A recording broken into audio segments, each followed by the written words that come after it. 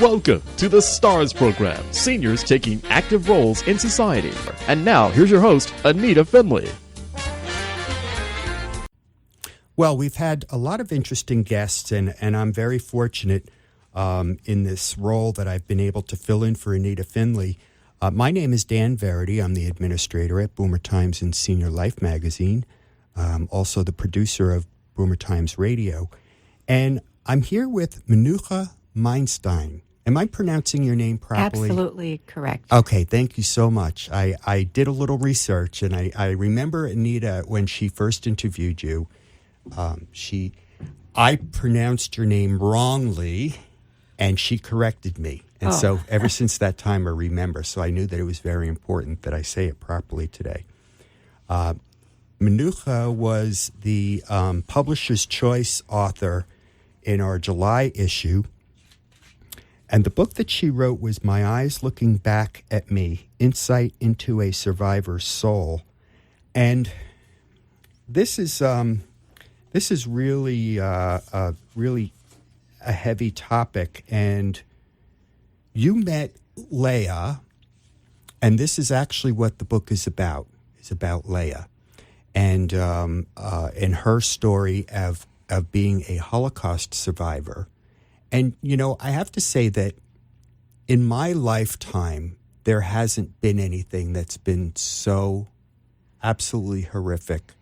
And I've only learned what I know about the Holocaust from school, growing up on Long Island. And I think probably the closest thing maybe, and there's really no comparison, for me would be 9/11. Was just such a horrific day, and I'll never forget that. I don't know if I've ever completely healed from that. But MENUCHA, hi. Hi. Welcome. Thank you, Dan. Thank you. So you recently had, or the book is going to be published in Hebrew and Spanish in Israel. Yes, now this is right. quite a big step. Yes, Tell it was. me about that. Well, I just decided that because we had a debut in Israel for the English version. Okay. At the Jerusalem Music Center. There was a special concert, and many people said, you know, I speak English, and I can read in English, but I can't read a novel in English. It's just too hard for me. Right. Not being your first language, it's hard to read literature in another language. So that hung with me, and so I decided, you know, someday I will republish it in Hebrew. And now we have the translation by Head Sella from Tel Aviv, and it's now being worked on to be published for the International Holocaust Remembrance Day on the 27th of January. Okay. And along with that, we have the Spanish edition as well. That's great. Why? Because living in Miami, there are many people from South America Sure. who say the same thing. You know, I'd be interested in reading it, but can't you do it in Spanish? So, yes, I've done that. And that translation was by Matilde Bister. Okay. In the Spanish one. She's from Mexico. So I'm very excited to, in fact, I just got my ticket yesterday to go to Israel. So Great. I'll be there for the debut of both editions. Oh, that's wonderful. And, of course, this is on January 27th is the day that the books will debut in memory of Holocaust victims and survivors for the UN Holocaust Remembrance Day. And there's going to be a special concert given at the Jerusalem Music Center. Yes. Tell me about that. What's going to be happening there? Well, it's a wonderful organization that me and my husband have been involved with for a number of years. And they invited me to do this program with them. And they're going to play Oliver Messiaen, The End of Time, written by someone, Oliver, in the camps, who was a composer, and it's a quartet. And it's just one of the most beautiful pieces of music you've ever heard. So I look forward to hearing it live. Mm-hmm. And there will be many people there. It's a free concert. Mm-hmm. So if anyone would like to go, I think you have to have tickets to contact the Jerusalem Music Center for your reservation. And you'll be able to come and for the concert. There will be other things played as well, and the books. Wonderful. I'm wondering if maybe it might be on the internet at some point, too, for those who aren't traveling to Jerusalem. I suppose. I don't know what promotions they've arranged or are arranging, but you know what? I'll suggest that. Right. Because and I'll make it'll sure be that wonderful. and I'll make sure that we put it up on our own website and on Facebook. Sure. Absolutely. Sure. So, Leah Roth now lives in New York. Is that correct? And you mentioned that she was coming down here. Yes, she lives with her daughter in Muncie, and she'll be here for a couple of months just to warm up. Right, yeah. It's pretty cold up there. Yeah, it sure is. And she's 92? She will be 92 March 14th. Okay. Now, she's got 2 children. Yes, right? A son and right. a daughter. Yes, And from what I understand, she lived most of her adult life keeping this whole other side of her inside. Yes. And it was actually something that Holocaust survivors just didn't talk about. No, not even among themselves. The horrificness that happened. Right. Yeah, not even among themselves. And, you know... until later. Until later. And this whole story seems to be, it was actually cathartic in a way for her. She wanted her children to grow up in the United States. And I remember her saying in a normal, yes. To just be like other children, not to know how their mothers suffered. Right. Because it would affect them. Of course, children know everything anyway. They do. Even if it's not talked about. But now that she's talked about it, there were some surprises that came out. But we had to work for 4 years for her really to feel comfortable enough to talk about some of the worst things that happened to her. And it was in those times that she became a different person, really. Right. She started to laugh more. We had good times together. Everything wasn't so heavy, and yet it stays with you. It's survivors have a stain on their heart of everything that they've seen and witnessed and experienced and felt that, God forbid, we should ever know. Right. Just for example, driving down 95, the tower at Barry University, it reminds her of the towers, the watchtowers in the camps. I mean, everything reminds her of something because, remember, she grew up at a very vulnerable age in her teen years where she remembers everything, really, but she had suppressed it. Right. And, they say we're only as sick as our secrets. Well, I can't say she was sick because she functioned extremely well. Had a family. She took care of the family finances. She directed her children with her husband along their life's path. And they're both successful, beautiful people. But there was a weight about her, a heaviness from the pain that she didn't even realize affected her. And as we worked through the book, telling the story, it was interesting that every time we would do an edit, she'd say, oh, and then there's one more thing. It was really like this. It really happened this way, not that way. Right. Because everything would remind her of one more thing. And everything that she remembered took her deeper and deeper into that well of memory where it was like a void. She couldn't go there. It was scary. It was frightening, and it brought out incredible nightmares at night. I bet. With sounds I've never heard from a human being, as she was being chased, or the dogs were coming at her, or whatever it was that she was dreaming.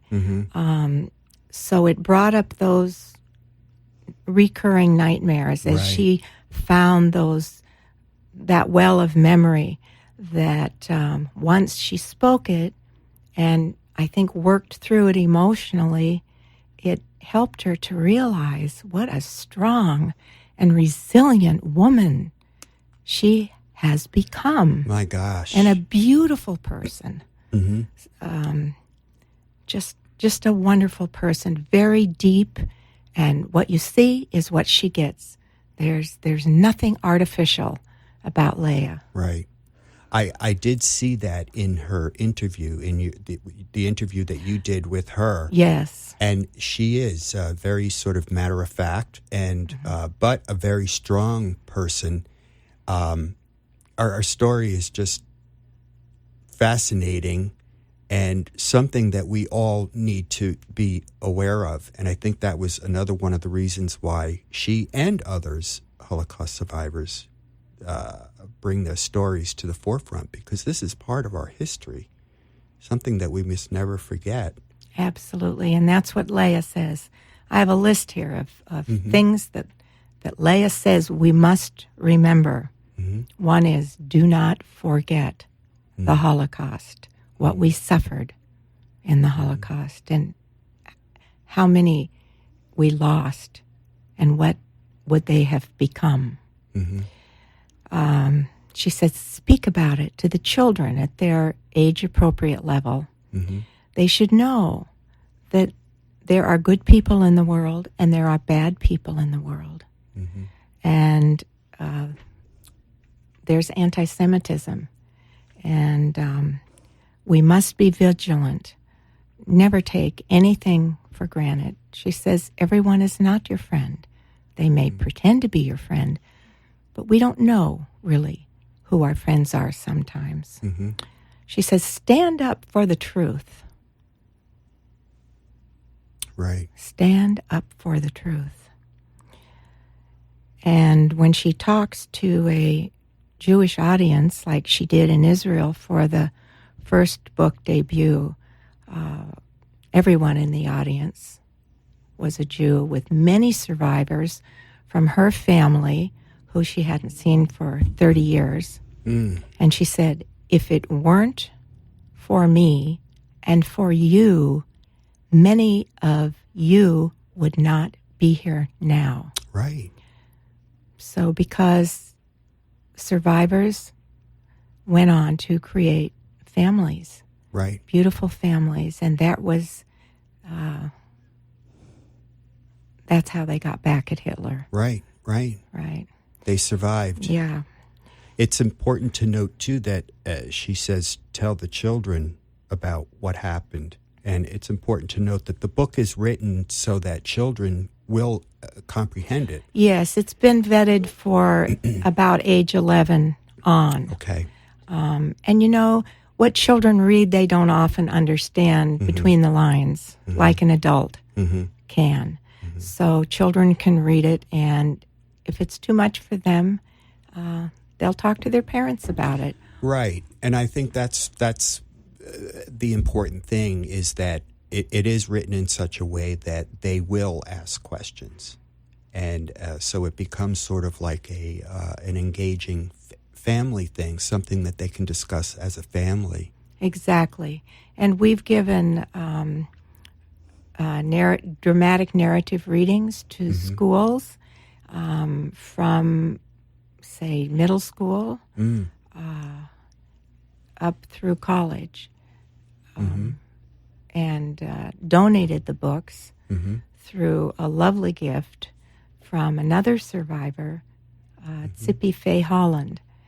And because of her generous donation, we've been able to educate many, many children. Mm-hmm. But it's not only a children's book, No. because there are many, many lessons to learn from the Holocaust. And you read it, and you go deep inside yourself and think, now, could I have survived that? Mm-hmm. Most of us say, I don't think so. Right. But we also know that we don't know the strength that we have in us to get through what we need to get through until it happens. Right. And then we make it somehow. And it changes us forever. Right. But that's life. Mm-hmm. Now, Leah moved in with you while you were writing this book. Is that right? Yes. We met December 7th, 2010. Okay. And it so happened that we couldn't always write during the daytime. The phone would ring, and we had schedules, and we were interrupted. And so I invited her over for Shabbos one time, and then she stayed longer, and I kept inviting her to stay overnight because we could write at night when the phones stopped. And we didn't have any interruptions, and we could really develop a relationship where the truth for her could be revealed. Right. And so, yes, at one point, she did move in with me. She sold her apartment, and we had some wonderful times together. We've traveled and done just girl things like shopping and cooking and vacations and things like that with my husband. And then we came to a point where I could no longer have the energy to take care of her. So I had to ask her to leave for her daughter's house. I just I fell and broke both my arms. Oh, and gosh. That just put me back. Oh. And in fact, I'm still gaining my strength. I don't know if it'll ever be back completely, but it's arduous. You know, this book business is an arduous career. Yeah, absolutely. Yeah. And this is certainly not light material. I mean, this is, I would imagine going through this experience with Leah Roth is that can be draining. It is. To say the least. It is very, because it's always with you. Sure. And I understand that because it got under my skin. I bet. I mean, it's part of me now because I know Leah, and I have a mission that I didn't have before. Right. And I have a passion for understanding the Holocaust and teaching people about it through our book. So our book is really a tool to understand a lot about life. Absolutely. Well, we're talking to MENUCHA MEINSTEIN, and she is the author of My Eyes Looking Back at Me, Insight into a Survivor's Soul. And that book was written about Leah Roth. In fact, she was considered a co-author of the book. Absolutely. Yeah, it's her story, but I wrote it. Right, okay. It's not, English isn't her first language, and she never would have gone where I took her. Right. Well, she certainly speaks very well. Right. Very well. I had no Yes, she trouble does. understanding her at all. No. Please consider getting a copy of this book. It's very important. You can go onto MENUCHA's website, which is myeyeslookingbackatme.com, or, of course, you can go to Amazon.com. And, again, the name of the book is My Eyes Looking Back at Me, Insight into a Survivor's Soul. I'd like to say that we're just finishing up the audio book. Oh, fantastic. So, shortly, I can't say when exactly, if Okay. it'll be before or after Israel. We're working on it arduously now. Wonderful. And I'm recording it, so it's an author-recorded book. And, of course, when you read what you wrote, you find things that you want to change.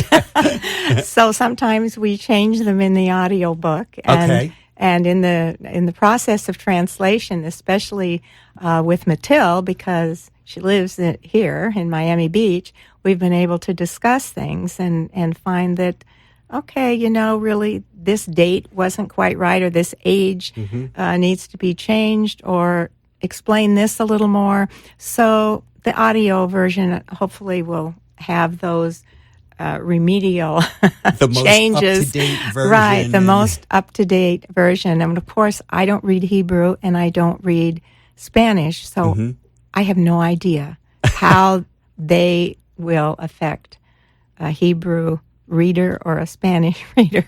Right. But I really trust the people I was just who gonna were say. doing it. And I can tell, it's one thing to translate a contract. It's something else to translate literature. Yeah. Where every word has been wordsmithed to give you a feeling, a sense of the time and the place and the provocative emotion that she was feeling. And it's like you tell a story, well, so what? So what's the meaning? What did you learn from this? Why is this important to know? So that's kind of how the book is crafted. People say that once they begin, they can't put it down. Right. I remember Anita saying that about this book. When she began, she sort of had a heavy heart going into it, but she got to a point where she says, I just can't put this book down. Yeah. It's so captivating. Well, and it's not just a downer. It's just No, not of about course the not. trains and the camps. Right. It's about the life of a woman from 5 years old who was now 90 or 88 when we met, and how she got through it, and how did she get into it anyway?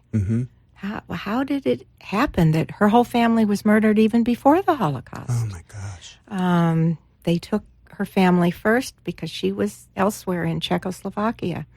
So, how did she deal with this? And I had to try to have the skill to portray those emotions and those feelings and that loss and the trauma that she experienced as a young girl, losing her whole family. And she lost her mother at a very young age. Her mother died of natural causes when she was 5. They think she got fish poisoning from the water that they washed the fish dishes in, something like that. Right. Because the cow who then would drink that water, I think it was Biala, died shortly thereafter when her mother died. So they think it had something to do with fish that had gone off. Okay. And so imagine for a 5-year-old to see your mother carried out of the house on a board with her green shawl covering her, even her face. The poor little thing. Yeah. Had to And endure so that. then she had an aunt next door that would hear her screaming because she had a temper. She was, going to get the attention she needed. Right. And she'd come running to rescue her and feed her favorite potato pancakes. And it was so wonderful to uncover this story. Right. It's been the experience of a lifetime for Right. me. And for that, I really owe a debt of gratitude to Leah Sure. for trusting me to tell her story. How is Leah doing now? Having shared all of this with you and writing the book with her, I would think that it was there any relief to her to share this story with you? There has been, yes, Healing. off and on. It's hard to say to another person, about another person, was there healing? Right, yeah. I just see there was a change in who she was with me. Okay. And toward the end and the beginning. In the beginning, she was a different person than she was toward the end. So there was somewhat of a relief, but I think it would be a question that Leah would answer better than I can. It was certainly a relief for me to get the story out and finally, and it grew. the story grew as we kept writing. Yeah, and it took so long because not only for editing and arrangement of a memoir into a book a certain way, but for example, we did a presentation at the Holocaust Training Institute by Dr. Miriam Klein-Kazanoff for teachers who wanted to learn how to teach the Holocaust. And there we met the German Consul General, Jürgen Borsch, at the time, and he gave an apology to the survivors in the audience. And we were both sitting in the audience crying to hear an apology from the German Consul General. We didn't know what the German would be there for. And we became close friends with him. And that was healing. That was healing. That was probably the most profound experience of healing that we had. It was like now she could breathe. So it changed her opinion that she had. Well, the book is My Eyes Looking Back at Me, Insight into a Survivor's Soul, about Leah Roth. And the author, of course, is MENUCHA MEINSTEIN. And you can get your own copy at myeyeslookingbackatme.com, or you can go to amazon.com. And MENUCHA, it has been such a pleasure to have you here today, and I really enjoyed sharing this interview with you. Likewise. Thank you so much. Thank you. Happy holidays. Thank you.